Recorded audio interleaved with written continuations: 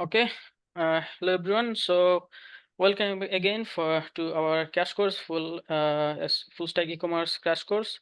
So, on the previous crash course, we covered a part of our homepage that was our navbar section, our slider section, and also we covered how to render nested categories and how to render different categories for our large screen and our small screen.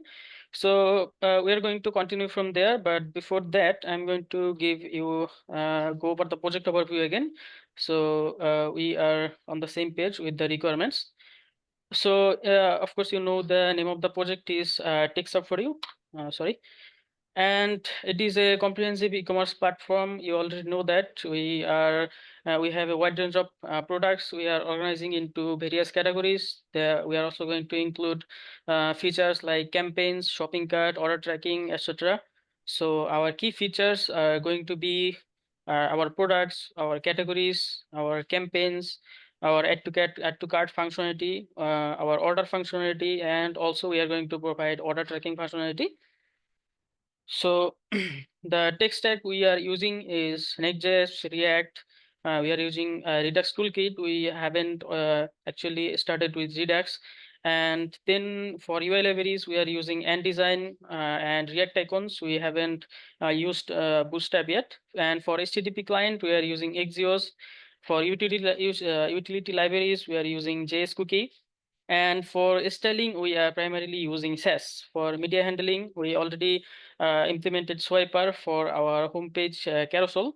And for loading spinners and notifications, we are going to use React Loader Spinner and Sonar.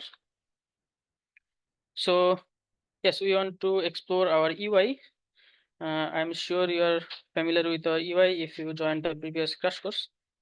Okay, sorry, I already have that open. So yeah, so on our last crash course, we covered this part, our navbar section, our category section, our menus, and also our slider. So on this course, crash course, we are going to cover all the other features, our product features mainly, and our footer.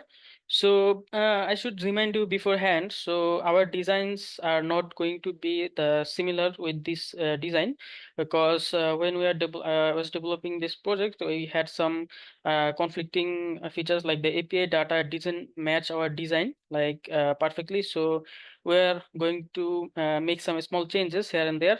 So don't worry about those. And okay, our footer is going to be the same. All right.